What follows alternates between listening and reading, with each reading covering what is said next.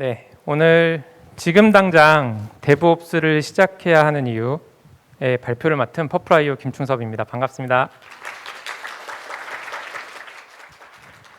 네, 오늘은 개발과 배포를 하는데 얼마나 걸릴까? 그리고 개발과 배포를 빠르게 하려면 여러 가지 방법이 있는데 그 중에 데브옵스란 무엇인가? 그리고 그런 데브옵스를 어떻게 도입할 것인가? 그리고 데브옵스를 하면 무엇이 좋을까에 대해서 말씀을 드리도록 하겠습니다. 프로젝트에서 가장 중요한 것 어떤 게 있을까요? 프로젝트에서 뭐가 제일 중요할까요? 제가 생각하는 말, 그리고 프로젝트 하면서 가장 많이 듣는 말 중에 그거 언제까지 돼요? 그러니까 프로젝트에서 가장 중요한 것 중에 하나는 빠르게 하는 거랑 일정을 맞추는 게 제일 중요하다고 생각을 합니다. 그러니까 개발은 하다 보면 이렇게 실력이 잘 늘거든요. 근데 아무리 실력이 좋으신 개발자분들도 일정 산정은 되게 어려워하시는 분들이 많아요. 그러니까 쉽지가 않죠. 그래서 이런 속도를 빠르게 하고 일정을 좀 줄일 수 있는 방법이 있다면 너무 좋을 거예요. 그래서 이 개발과 배포가 빠른 회사랑 좀 느린 회사를 한번 비교를 한번 해볼게요. 예를 들어서 개발을 어떤 회사는 한 달이 걸리는 거를 너무 빨리 개발을 해서 2주 만에 해요. 너무 좋겠죠. 그리고 배포를 좀 보면은 어떤 회사는 일주일에 한 번 배포하는 날짜를 정해놓고 하는 회사가 있을 수도 있고 어떤 회사는 그냥 하루에 10번씩 배포할 수 있는 회사가 있어요. 그럼 당연히 하루에 더 자주 배포하는 회사가 더 서비스를 자주 배포하고 고객한테 새로운 기능을 전파를 할 수 있겠죠. 그리고 개발을 하나 해요. 예를 들어서 뭐 오타가 나서 글자를 하나 수정했는데 그 수정한 글자가 고객한테 배포되기까지 시간이 일주일이 걸릴 수도 있어요. 왜냐하면은 뭔가 개발하고 나서 QA하고 여러 가지 프로세스를 거치다 보니까 일주일이 걸릴 수도 있고 몇 분 이내에 걸릴 수도 있겠죠. 당연히 몇 분 이내에 빠르게 배포하는 쪽이 서비스가 좋을 겁니다. 그 아마존 같은 경우에 매 몇 땡땡땡마다 릴리즈를 한다 그래요. 코드를. 저게 얼마나 자주 코드를 릴리즈할까요? 뭐 하루에 한 번? 한 시간에 한 번? 보면은 11.7초에 한 번씩 코드를 릴리즈한다고 하고 지금 제가 요 발표하는 동안도 벌써 한 20번은 배포를 했을 거예요. 그러니까 아마존, 뭐 AWS 사실 너무 잘하는 서비스인데 잘하는 서비스가 더 잘해요. 그러니까 어떤 경쟁자가 따라가려면 아마존이 좀 못해야 되는데 아마존이 뭐 11.7초마다 새로운 기능 만들고 패치하고 이러니까 따라갈 수가 없는 거죠.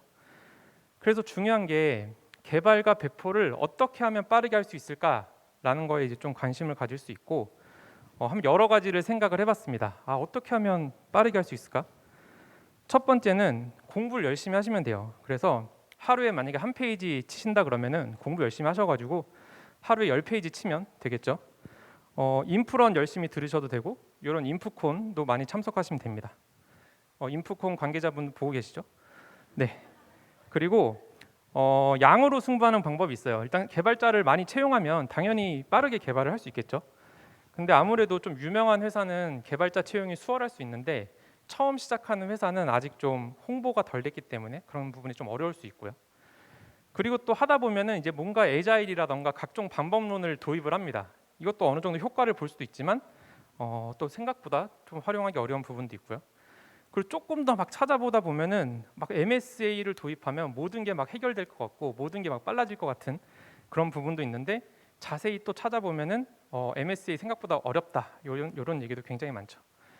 그래서 오늘 말씀드릴 거는 데브옵스입니다. 데브옵스를 도입하면 개발과 배포가 빨라진다라는 주제고요. 그럼 과연 데브옵스란 무엇일까? 일단 사전적인 정의를 보면은 다들 아시다시피 데브와 옵스의 이제 합성어예요. 그래서 이제 개발과 운영의 합성어인데 중요한 거는 밑에 보시면은 조직이 소프트웨어 제품과 서비스를 빠른 시간에 개발하고 배포하는 것을 목적으로 한다라고 되어 있죠. 그러니까 데브옵스가 하는 행위는 개발과 운영을 합치는 건데 왜 하는지는 빠른 시간에 개발 및 배포하는 것을 하기 위해서 개발과 운영을 합치는 겁니다. 그러니까 제품과 서비스를 빠른 시간에 개발과 배포를 할 수 있는 거예요. 데브옵스라는 걸 잘 도입을 하면 너무 좋겠죠. 그래서 한번 데브옵스를 도입을 해볼게요. 데브옵스 하면은 기본적으로 쿠버네티스가 막 떠오릅니다. 왠진 모르겠어요. 막 검색하면 떠요. 그래서 누군가 이제 데브옵스를 도입해야 되니까 얘기를 하겠죠. 제가 이번에 쿠버네티스 기가 막히게 공부했는데 한번 도입해 보면 어떨까요? 요 딱 말 들으시면은 대박. 저 사람 도입하면 우리 진짜 좋아지겠는데 이렇게 생각하실 수도 있고, 어떤 분은 근데 그거 뭐 도입하면 좋아지나? 뭐 이렇게 생각하실 수도 있을 거예요. 그러니까 이거는 쿠버네티스라는 그 도구 자체의 문제가 아니라 이 쿠버네티스를 도입하는 환경의 문제라고 보시면 됩니다.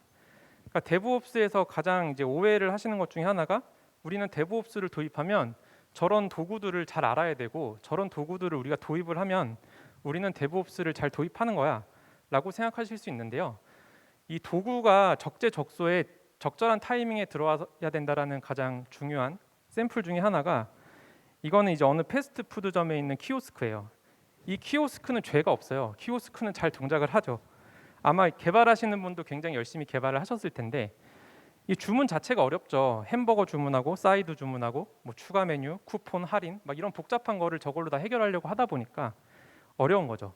사실 저기서 핵심은 쉽고 빠르게 주문을 할 수 있어야 되는 건데 그거를 이제 못한 거고, 여기는 여기 코엑스에서 한 10분 거리 저희 회사 근처에 있는 땡땡 순댓국집에 있는 키오스크인데요. 여긴 정말 좋아요. 왜냐하면 메뉴가 별로 없거든요. 일반, 순대만, 고기만 이렇게 있고, 선택한 다음에 카드 넣으시면 결제되고, 그러면 바로 주문 들어가고, 나도 편하고 주인도 편하고, 아주 목적에 충실한, 도구를 되게 잘 적절한 곳에 사용한 예라고 보실 수가 있습니다. 그래서 이제 데브옵스는 도구가 떠오르긴 하지만 결국 데브옵스를 왜 도입을 하는지 그 목적과 타이밍이 중요하고요. 데브옵스는 철학이면서 방법론이고 문화라고 할 수가 있습니다. 그러니까 문화를 보면은, 문화는 일정한 목적을 위해서 습득, 공유, 전달되는 행동 양식을 얘기하는데, 여기서 저희의 목적이 뭐죠? 저희의 목적은 제품과 서비스를 빠른 시간에 개발 배포하는 게 저희의 목적인 거죠. 그럼 제품과 서비스를 빠른 시간에 개발 배포하기 위해서 한번 작은 단위부터 생각을 해볼게요. 맨 처음에 개발자가 한 명인 회사가 있다라고 하면은 그 개발자가 열심히 개발하고 배포하면 끝이에요. 근데 만약에 개발자가 더 들어왔어요. 그럼 자연스럽게 깃이나, 그럼 이제 소스 이제 매니저를 도입을 하겠죠. 그리고 머지 리퀘스트 같은 프로세스를 도입할 수도 있을 거고요. 그리고 맨날 배포해 주세요. 네, 배포할게요. 배포해 주세요. 배포할게요. 이게 너무 귀찮으니까 이제 CI/CD라는 걸 도입을 합니다. 그러면은 누구나 푸시만 하면은 자동으로 테스트하고 빌드하고 배포를 할 수 있겠죠. 그런데 저는 빌드하고 바로 배포하기 싫고, 빌드는 빌드대로 하고 제가 원하는 타이밍에 배포했다가 문제가 잘못되면 이전 버전을 다시 또 배포하고 싶어요 라고 하면은 이제 CI/CD가 이렇게 분리가 될 수도 있겠죠. CI는 테스트하고 빌드까지만 해놓고 그 빌드 결과를 뭐 도커 이미지 같은 거로 만들어 둔다라고 하면 디플로이에서는 그냥 버전에 맞춰서 디플로이만 할 수 있겠죠. 그리고 서버가 이제 점점 복잡해지고 사용자가 많아지면은 여기서 이제 한 단계가 더 붙습니다. 그러니까 모니터링이 필요하게 되겠죠. 그 전에는 어차피 서비스가 작기 때문에 서비스에 장애가 생겨도 몰라요. 왜냐하면 쓰는 사람이 없으니까. 근데 쓰는 사람이 많아지면 서비스에 문제가 생겼을 때 바로 알 수 있어야 되거든요. 그렇기 위해서 이제 모니터링을 도입을 해야 되고요. 이런 일련의 이제 흐름을 자연스럽게 하다 보면은 거기에 맞는 도구들을 선택을 하게 됩니다. 요거는 제가 제일 좋아하는, 흔히 사용하는 도구인데, 이제 버전 관리는 Git을 사용을 하고요. 빌드는 젠키스, 배포는 아르고 CD, 그리고 서버는 AWS, 그리고 모니터링은 이제 뭐 프로메테우스랑 그라파나 이렇게 사용할 수도 있고요. 또 어떤 회사는 이렇게 사용하는 회사도 있을 거예요. 깃허브에 어차피 깃허브 액션 붙어 있으니까 깃허브 액션 쓰고, 또 CD로는 서클 CI 쓰고, 뭐 AWS보다는 구글 클라우드가 좋을 수도 있고, 그리고 데이터독이 상세하게 잘 알려주니까 데이터독 쓸 수도 있고요. 그리고 작은 회사는 오히려 심플하게 버셀이라는 걸로 통일할 수도 있습니다. 예를 들어서 Next.js를 사용하는 회사라고 하면은 버셀이 CI/CD 서버 모니터링까지 다 제공을 해주거든요. 그러니까 우리가 이런 도구를 도입하는 목적은 개발과 배포를 편하고 빨리 하기 위함이지, 우리가 이렇게 도구를 잘 써요라고 하려고 하는 게 아닌 거죠. 그러니까 적절하게 사용을 하시면 되고, 아마 이게 예전에는 데브옵스라는 이름이 없었어도 이런 식의 프로세스는 있었을 거고, 이제 이런 프로세스가 자연스럽게 되다 보니까 자연스럽게 개발과 운영을 같이 한다라는 의미의 데브옵스가 나오지 않았나, 그런 생각이 이제 듭니다. 그래서 데브옵스를 조금 더 살펴보면은, 데브옵스는 크게 이런 무한 루프가 돌게 되는데요. 처음에 개선을 할 생각을 해요. 우리 빌드를 좀 빨리 해보면 안 돼요? 그러면 도입을 합니다. 이런 걸 한번 도입하면 빌드가 빨라질 것 같아요. 그걸 측정을 해야겠죠. 이걸 도입했더니 빌드가 5분에서 1분으로 빨라졌어요. 그러면 내부에 공유를 합니다. 아, 저희가 이거 써봤더니 좋으니까 한번 써보세요. 그러면 그 회사에 그게 축적이 되는 거고, 그 다음에는 우리 배포를 좀 빨리 해볼까요? 이런 식으로 해서 개선, 도입, 공유, 축적이 계속해서 반복이 되게 되면은 조금씩 개선되는 게 쌓여서 결국 엄청나게 도움이 많이 될 겁니다. 그러면 이제 데브옵스가 무엇인지 알았으니까 이 데브옵스를 한번 도입하는 걸 한번 알아볼게요. 지금 제가 앞에서 말씀드린 걸 잠깐 정리를 드리면, 프로젝트는 속도가 중요하다라고 말씀을 드렸고, 개발과 배포를 빠르게 하는 방법을 찾고 개선해야 된다. 그리고 그 데브옵스라는 걸 도입하면 빠른 개발과 배포를 중요하게 하는 생각하는 방법론이자 문화다까지 했어요. 근데 생각을 해보죠. 내가 여기서 뭘 할 수 있을까? 나 잘 모르는데. 이렇게 할 수 있는데, 실제 개발부터 사용자한테 배포하기까지는 굉장히 많은 과정이 있어요.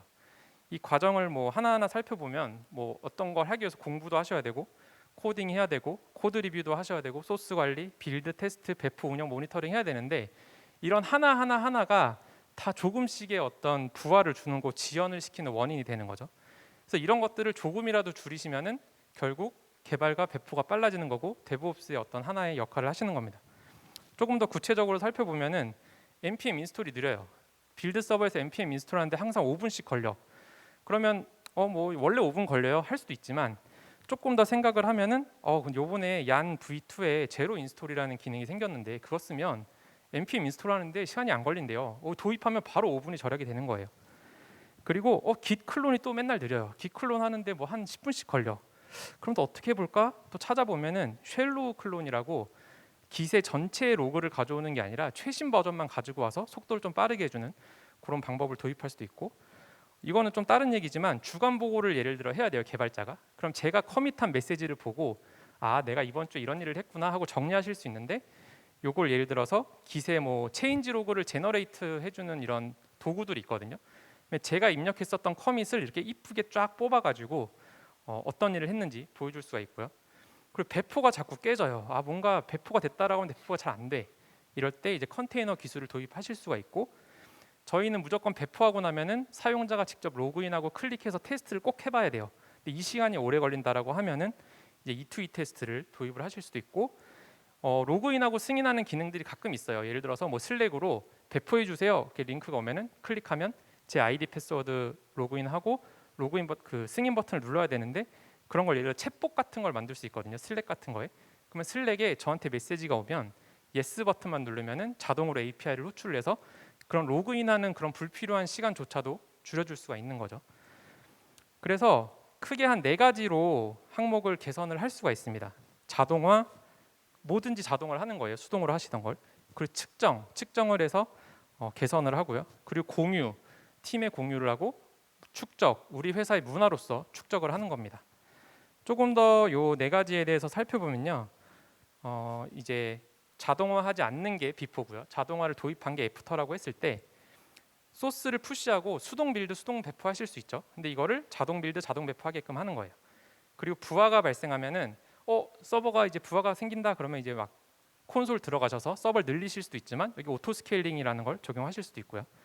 그리고 수동 테스트를 한다 그러면은 E2E 같은 자동 테스트를 도입을 해서 속도를 줄이실 수 있겠죠. 그 측정하는 것도 굉장히 중요합니다. 예를 들어서 서버에 로그가 쌓이는데 사실 잘 안 보시잖아요. 이게 문제가 생길 때만 들어가서 보는데, 막상 문제가 생기면 굉장히 이제 보기가 어렵고 조치가 어려워질 수 있죠. 근데 이런 것들을 뭐 데이터독 같은 걸 이용을 해서 웹에서 로고를 이렇게 볼 수 있게 할 수 있거든요. 그리고 특정 메시지 뭐 에러라는 글자가 있으면 알림이 오게 설정을 할 수 있어요.